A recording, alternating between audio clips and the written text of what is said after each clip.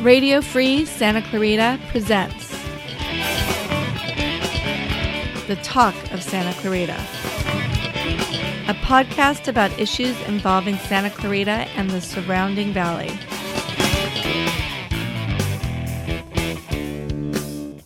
Episode 132. Author Ron Fulleman. And now let's see what the Talk of Santa Clarita is. And remember, this is for posterity, so be honest.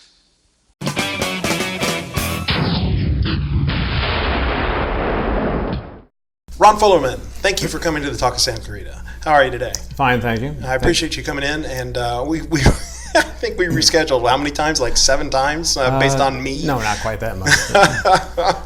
But no, thank you very much for having me. I appreciate being on your show. Well, we usually have politicians and whatnot on the show, but I was intrigued with the fact that you're an author and from Santa Clarita, right? Yes. Well, I live in Santa Clarita. Yeah, you live in Santa.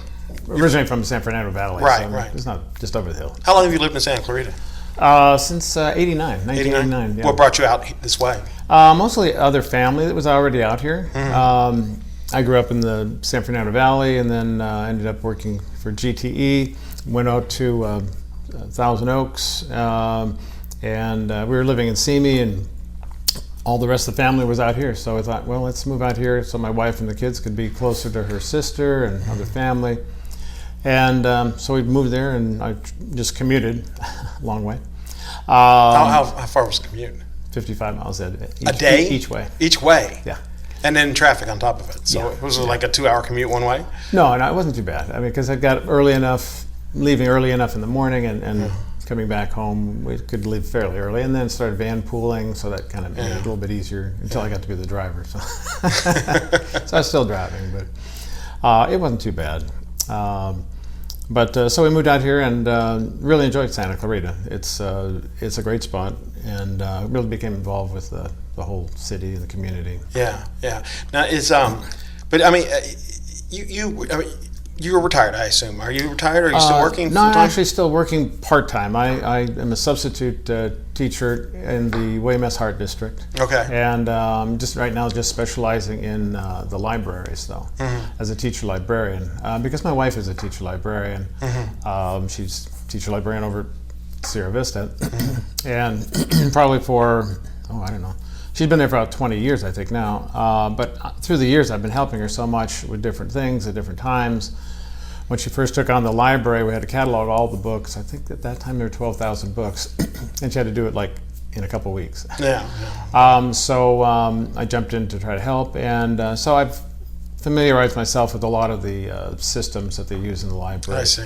So that's where I had gained some value in the library. So, because there aren't very many librarian substitutes. Yeah.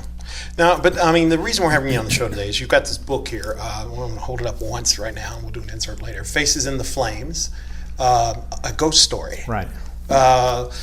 You're a published author, and I think it's quite an accomplishment. Tell me about how you got into writing, first off. Well, my writing started, I guess as a kid I used to always like to write stories, and I would write stories in school and whenever I could, just kind of sitting around to entertain myself. We'd sit down at a typewriter and type out a story, short stories, just a couple of pages, that sort of thing. And then eventually started working for the phone company, GTE, and when I got into management, a lot of my duties there later years in management was staff support. So I would have to write processes and procedures, job aids, things like that for different groups, and correspond to different levels within the company, to the installation and repair guys, something on their level, to their supervisors, to my supervisor, to the president, up to the president of GT of California, and the board. So I would have to focus my writing.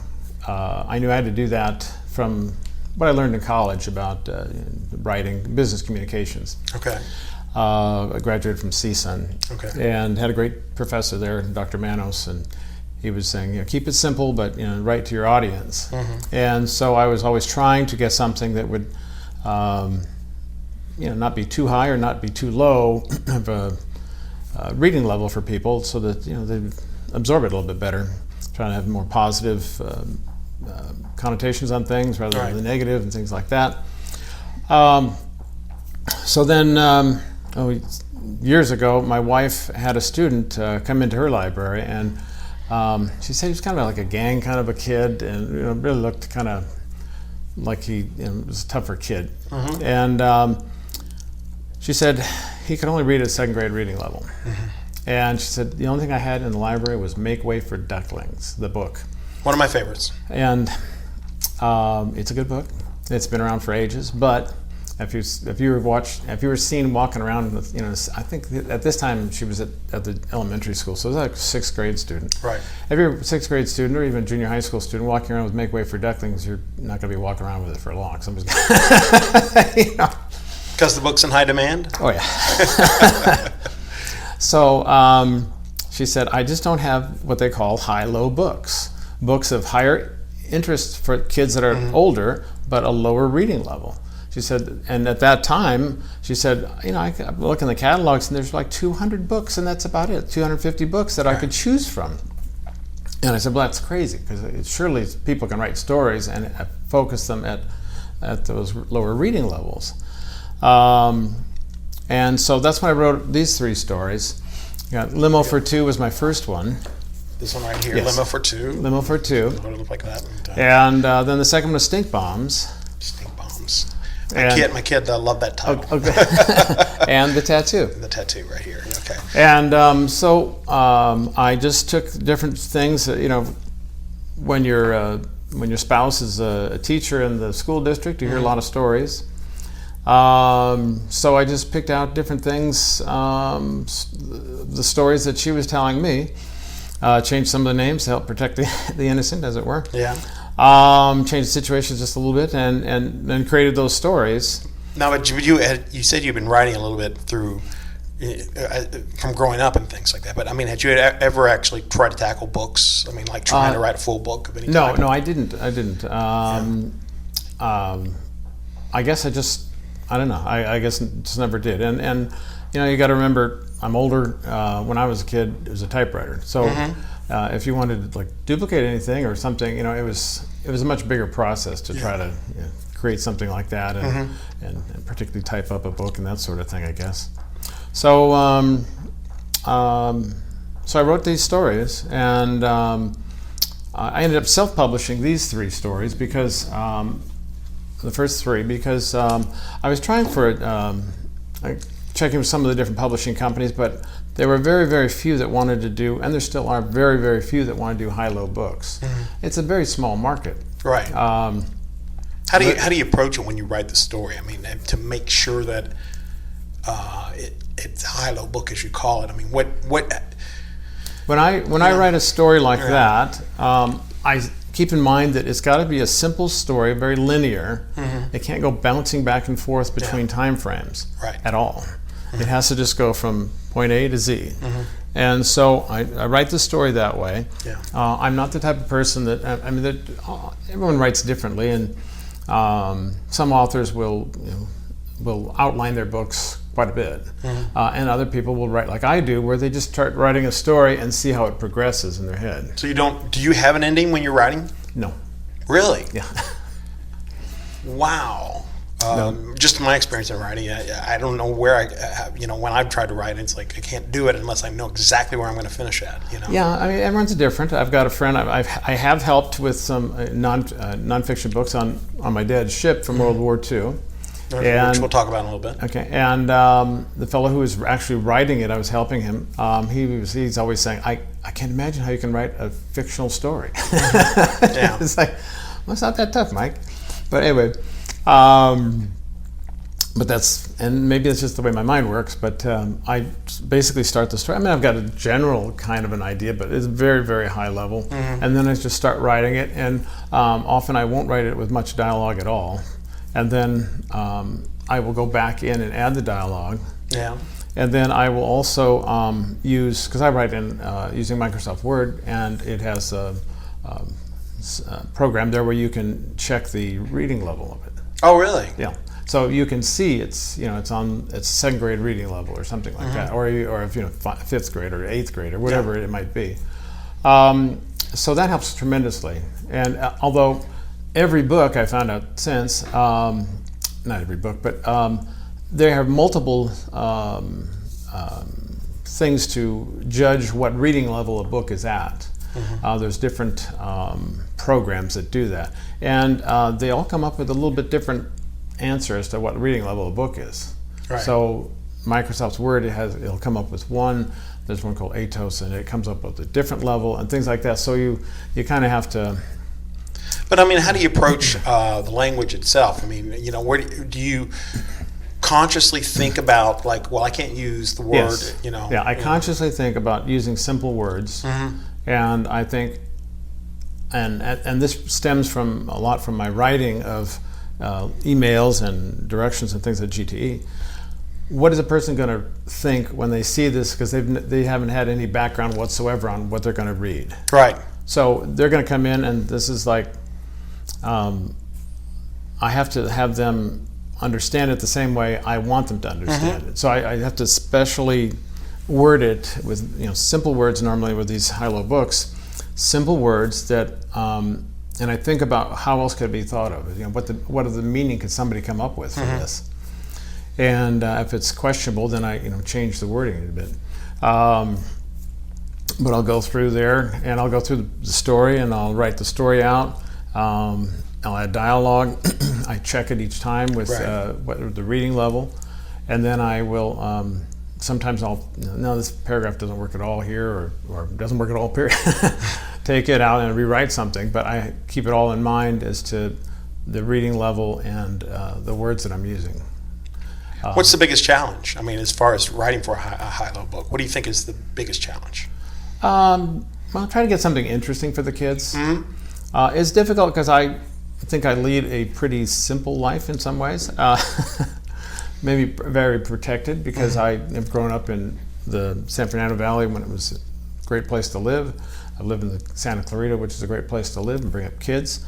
I'm not living on a kind of a grittier life, that some of the kids. A lot of the high-low book companies that are out there, of the few that are out there, many of them really focus in on something, the high interest part, where it's like, drugs on the street, or my parents are divorced, my parents are battling, or my sister's on drugs, or kind of things like that. Right. And that's their hook for the kids. My books these three books are a lot safer kind of books. One of the librarians, a librarian over at a school out in Pasadena, that's just really for kind of like kids that are in trouble and have troubled lives and things like that. That's her whole school system. She said these are great for her library because they're safe books for the kids to read. Nothing that's so gritty as that, reminding them of all the kind of nasty things that they have at home. So that's where my books come in.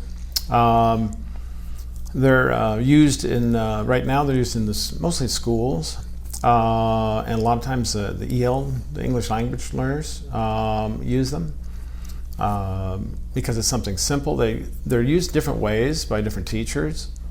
I had one teacher that had the class translate the book into their language, the students' common, home native language. Pardon me. I've had teachers where they've had the kids are a little more advanced in learning English, but they had them practice reading out loud these books because it's a simpler book. Right. So, so I just kind of, like I said, I try to use simple words, try to keep it linear, try to think of something that is going to catch your attention to some degree, and I like to throw humor into it. And that's pretty much my writing style. Did you write the books knowing you were going to get them published, or was it more like looking to find a way to get them published and then writing the books, or what happened exactly with that? My first 3 books I wrote trying to get stories for my wife to be able to give to kids in the library. Mm-hmm. Whether it's just printed out and comb bound, or mm-hmm. some sort of like simple binding, and here read this book, just to get them something to read. Mm-hmm. Because a lot of times the schools have tests. Excuse me. A lot of times the kids have tests that they have to read a book, and they have to answer questions in the back, or questions about the book. And so what I did was I had discussion questions. Each of these books have, the 3 books have actually all of my books have discussion questions for if a teacher wants to use them. And I've created, with the help of my wife, quizzes for each of the books. Mm-hmm. And so some of these books, these are the first quizzes that the kids have ever passed. Oh, wow, okay. So it's been really good, because then it gives them that first, hey, I can do this. Mm-hmm. It's a chapter book. It's it's not that thick. It's doable for the kids. They can see it. They open it up. There's no pictures in them, but they can see that, hey, I can handle this. Right. And so I give them that confidence that they don't otherwise get, because most of the other books, they walk into the library and it's like, I don't know, they literally take one off a shelf and try to read it for a test, and it's like, you can't mm-hmm. pick a book like that. Especially if you have any kind of, if you're not a good reader. Right. So anyway, so that's when I wrote these things, I thought, okay, I'll have something, and we'll have something you can, for my wife, she can hand to the kids and mm-hmm. say, try reading this. Right. And I thought, well, the only way we can really get it out there is to get it published and to publish it ourselves, because, as I said, at that time, there were very, very few high-low book publishers. Mm-hmm. So these are self-published? The first 3 are. The first 3, okay. Yeah. Is it expensive to get them self-published? Not too bad. I mean, I did all the artwork in it. Okay. And set them up, the type and all that sort of thing. It's so it wasn't bad. I worked with a local printer, Bang Printing. Mm-hmm. They're an excellent printer, good value, and so I did it that way. What was? Did you have a lot of success with the books once they became? Were they in demand? Did you find there was a need for like a lot of people were enthusiastic about the possibility of having the books, or? No, unfortunately, it's not a super big demand for it, because the biggest problem is it's letting them know that they're out there. Mm-hmm. My big break really came through when some of the librarians asked for the books through, actually the first librarian asked for the book through a company called Follett.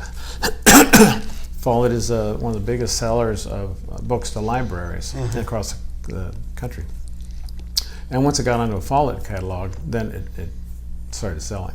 Okay, so you've made money then, basically, out of it so far. Just a little bit, but $1.50, cup of coffee, maybe. I just gotta say, yeah.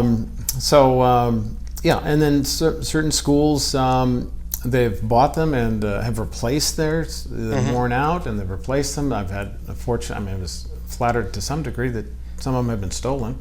Well, that's something right there, And from the libraries there, and then they've ordered some more and things like that. So it's a matter of getting the story out that that they're available. Mm-hmm. And you found a kind of a niche here as far as because there's not that many like that. Yeah. Right. So the next book is right here, The Faces in the Flames, a ghost story, correct? Right. So what is this one is actually not self-published, or is it? It's kind of it's almost a vanity press, but I don't think it really is. There's different types of publishers. Mm-hmm. You can go to an agent, a literary agent, and then they will take it to publishers. Mm-hmm. The publishing business has changed quite a bit through the years. A lot of people right now are just publishing ebooks mm-hmm. because it's super cheap. You can publish an ebook for free. Yeah. And that's pretty cheap. Oh yeah. And charge $1 or charge nothing if you want to give them away and get some notoriety kind of thing, some recognition. Or sometimes people charge much more for ebooks. And then there's the what sometimes they call vanity press, where sometimes, especially celebrities, will write a book, right? And so they want to have this book published about themselves or whatever, and so they'll go to somebody who will publish the book and then publicize it. And then there's like I said, the literary agent that will take your book to, Penguin Printing or Penguin Publishing or something, something. And they will publish it. This one that I'm at is kind of I think of it's kind of more of a little bit on the vanity side, but they're also publishing, or they're publishing, or they're doing the work.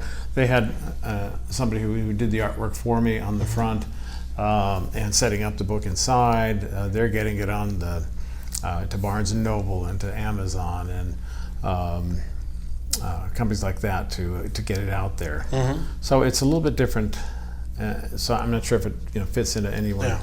Is it? I mean, when did the book come out? How long ago did it come out? It came out late last year. Okay.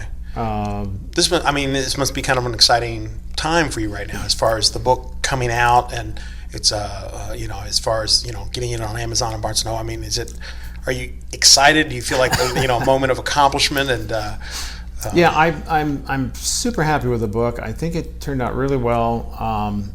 I again would like more people to know about it, but and part of it is because of the story it tells, and although most of it's fiction, it's rooted in non-fictional, actual events, and so then the back of the book, I've got about a fifth of the book, about 50 pages in the back there that is actually telling the actual story. Well, let's talk about First off, let's talk about what the actual ghost story is. Why don't you? The fictional part of the story. What is the book about? Okay, the book is about a young boy named Cam who goes with his father to dive on the grandfather's World War II ship that was torpedoed and sunk during World War II. It was sunk at the Ulithi Atoll, which is near Guam.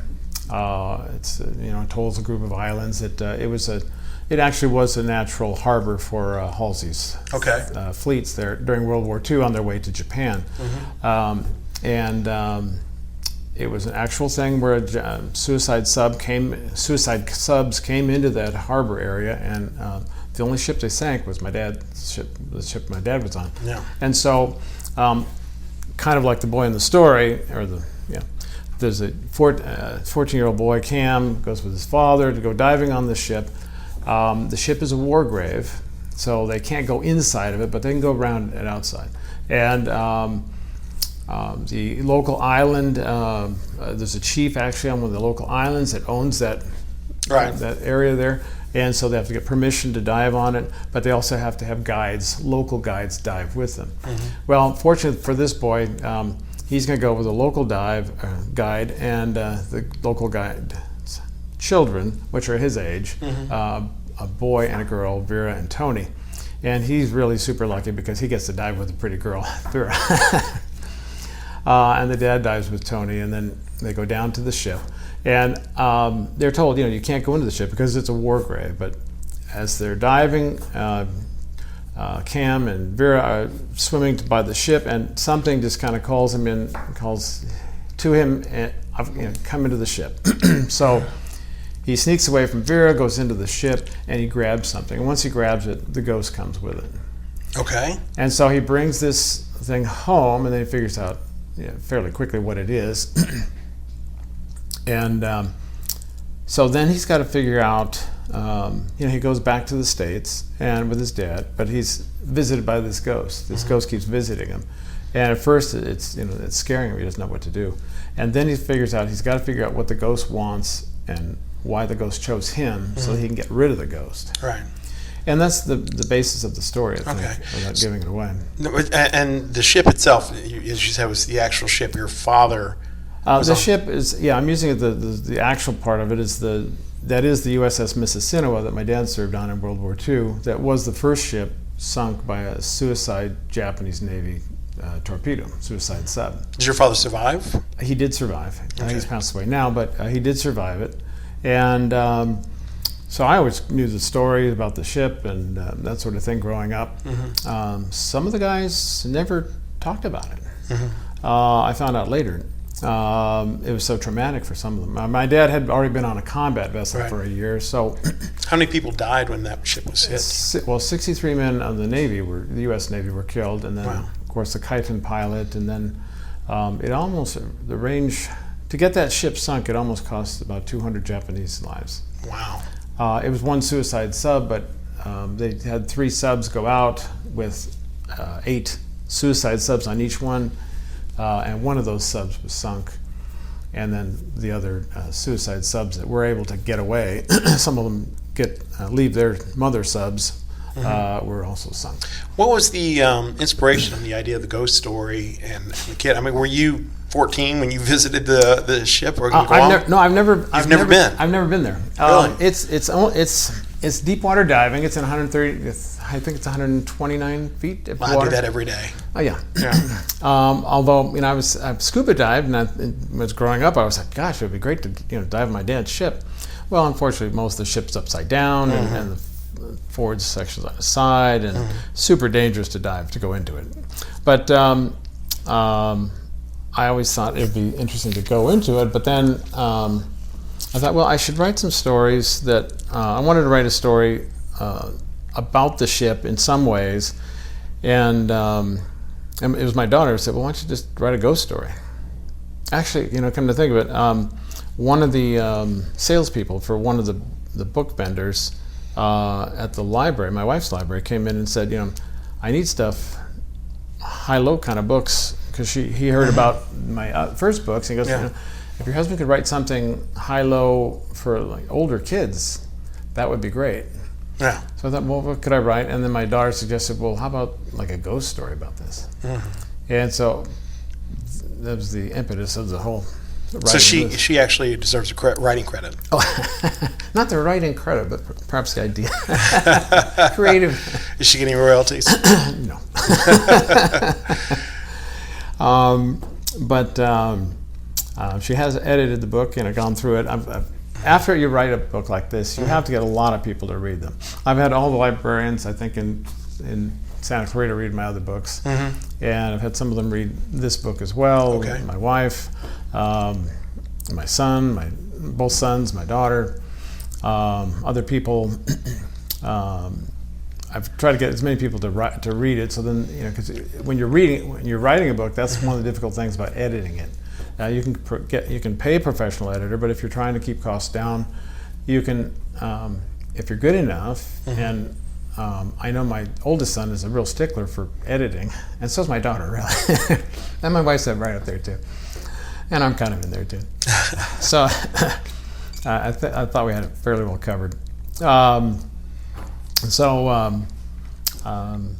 You get people reading it, and then they give you suggestions. These first books, some of the librarians gave me some suggestions. I went back into all of my books, those 3 books, and I added those suggestions in for all of them.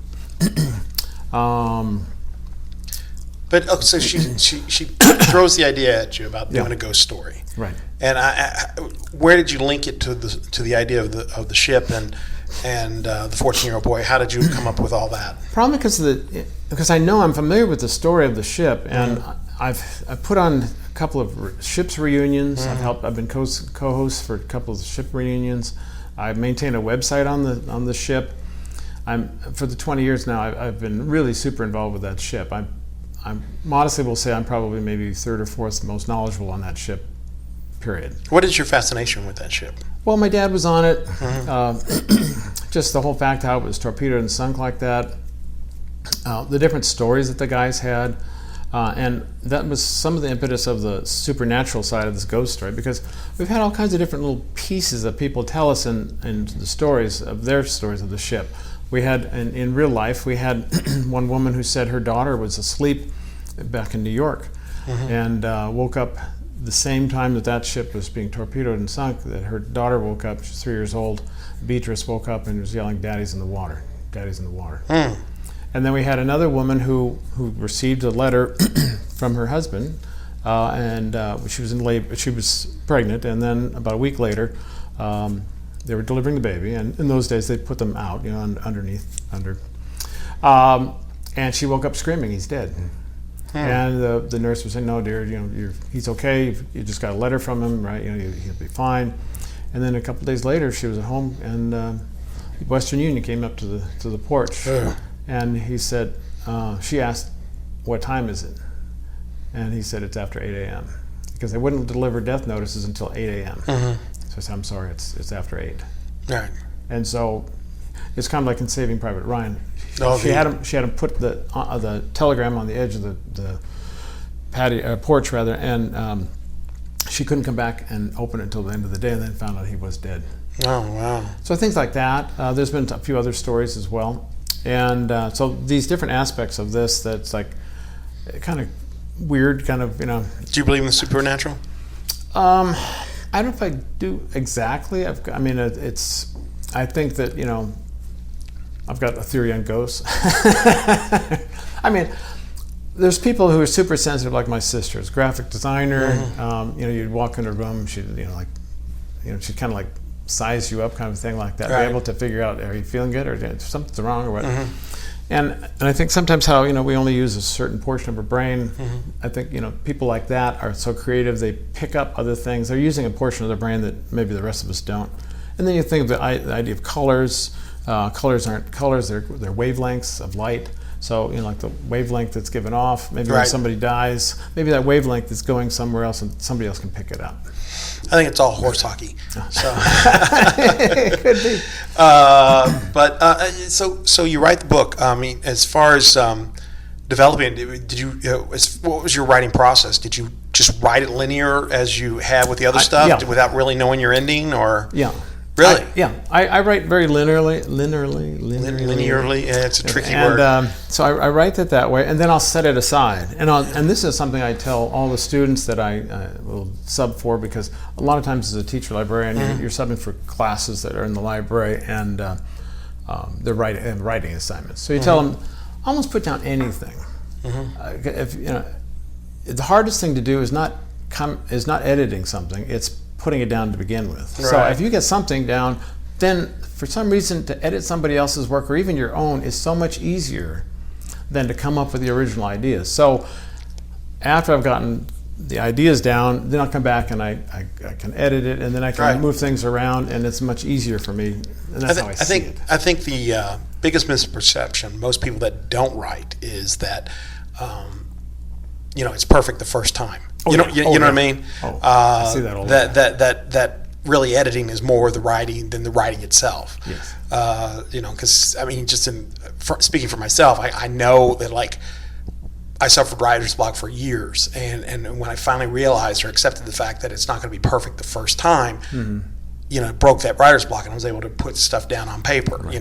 And then I realized, it's like, okay, you just get accepted. You're going to do 10 drafts. Especially nowadays, we have computers that we can, we don't like this. Let's highlight and delete, or we'll move this over and things like that. Right. I can see where writers, long ago, especially, they would have to think about things, and maybe that's better, but they would have to think about things so that they would write it down, because they weren't able to, cross out, and they could cross out, but it would look bad. So they would have to, they'd want to write it down correctly the way they wanted it to end up with to begin with. They would write it at the beginning.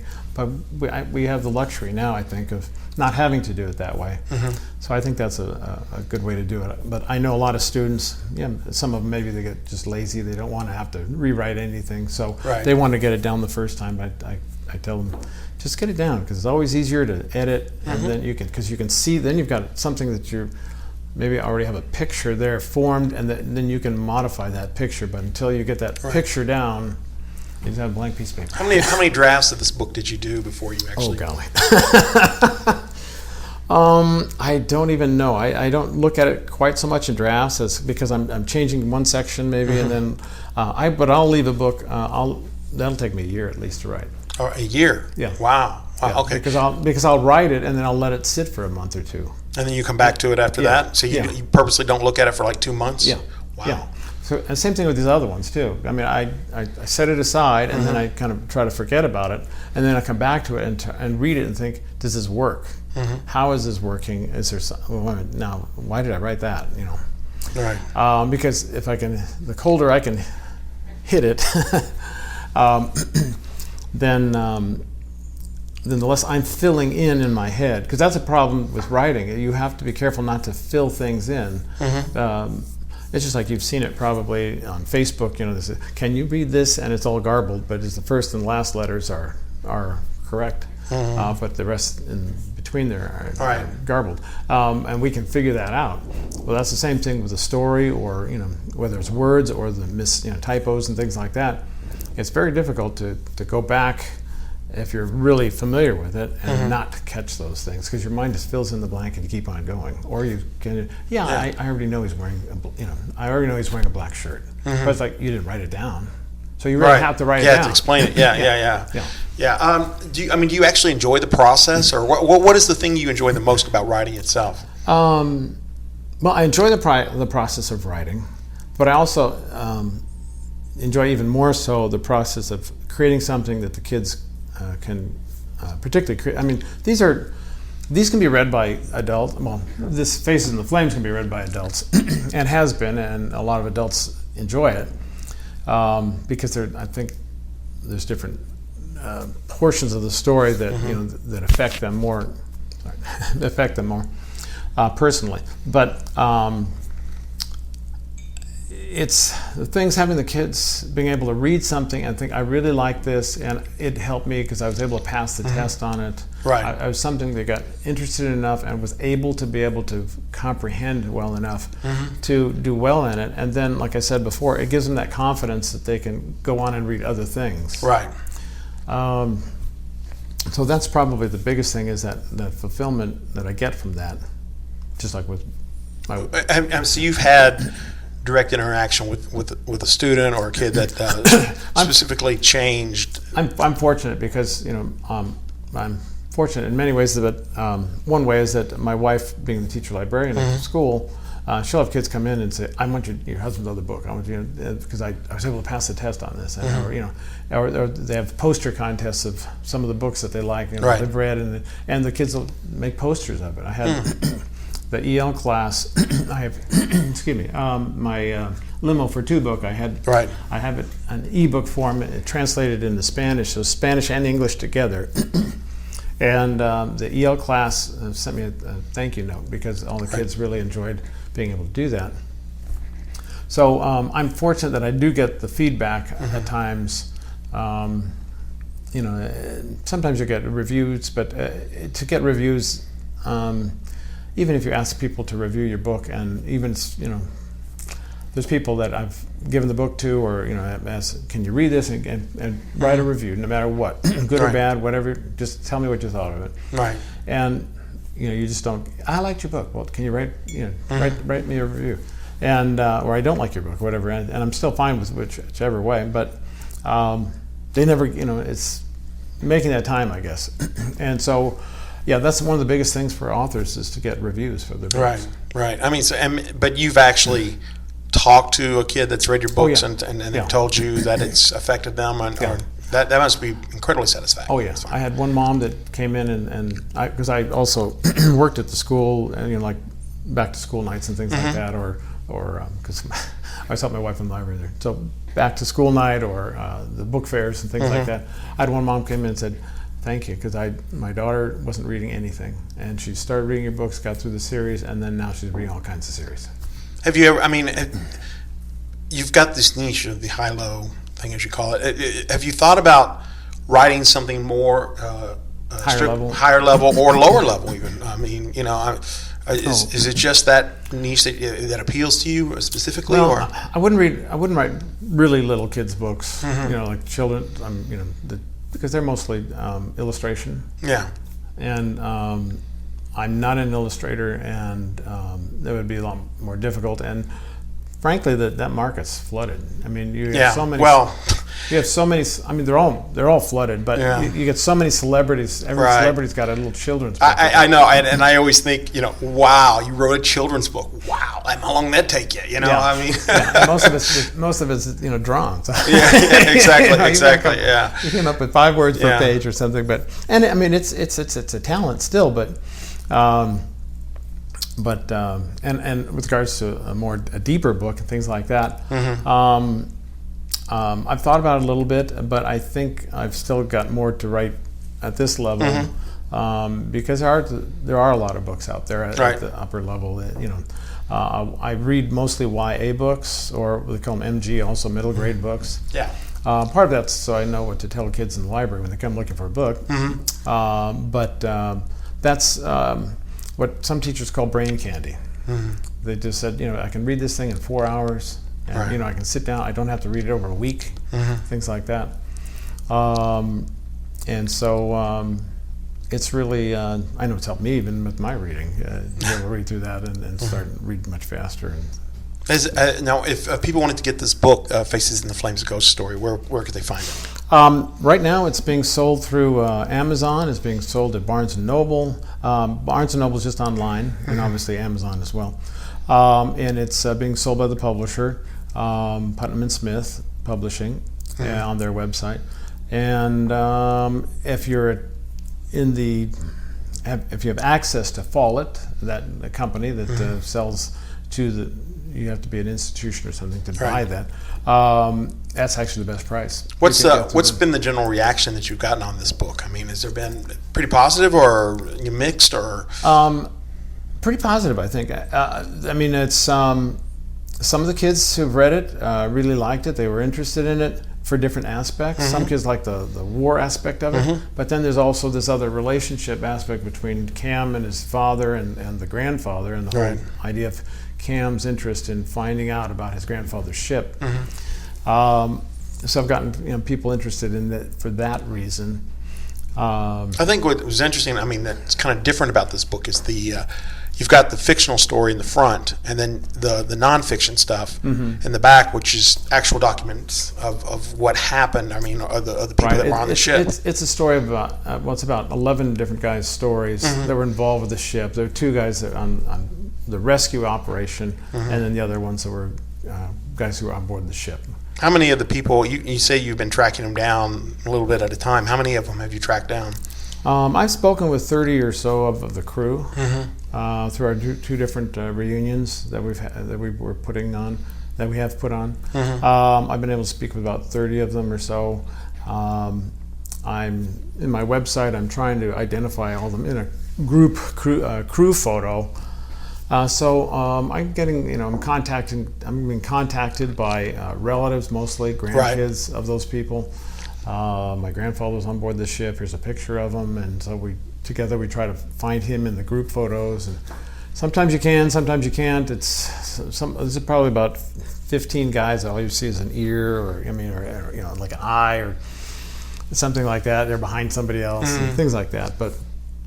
And it's tough. It's a black and white photo. Again, 1944. So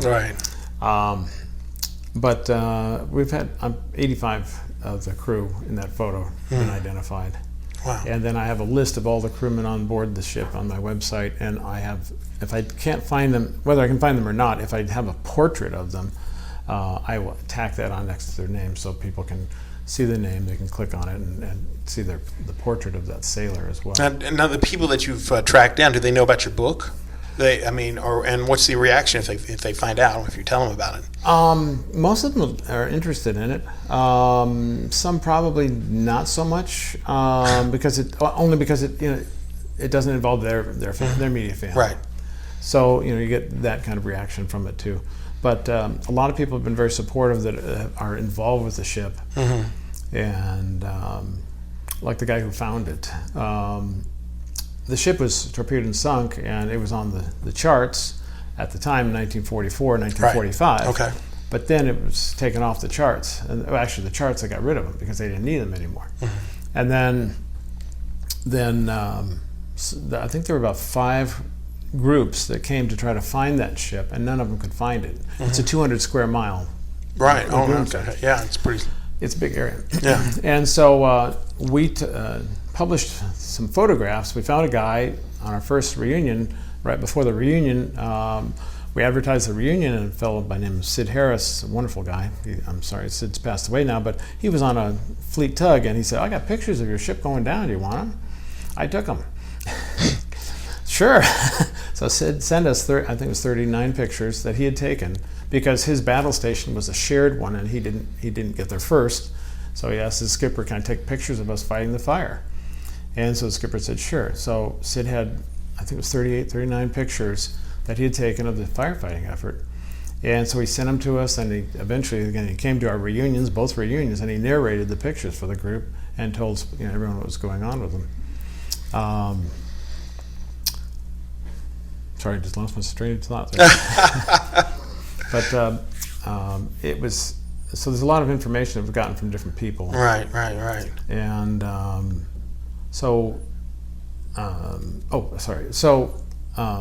in showing those pictures and printing them on our website, there was a fellow up in Fremont who was in a thing called an Explorers Club.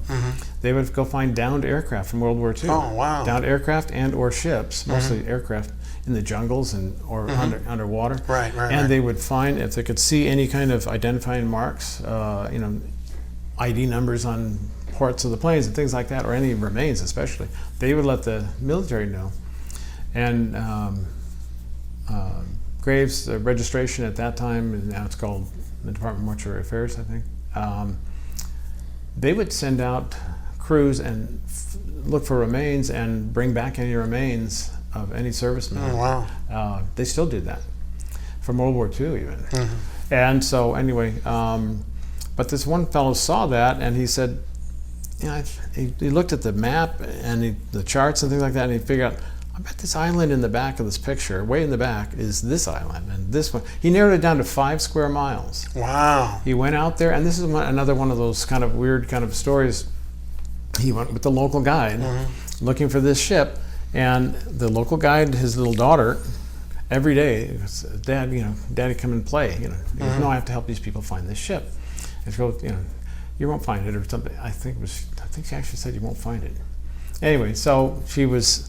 Every day she wanted to have the daddy play with her, and then on the last day, on that Friday, because the airplane, Pacific Missionary Airlines, only flies in on Saturdays and they fly out on Saturdays.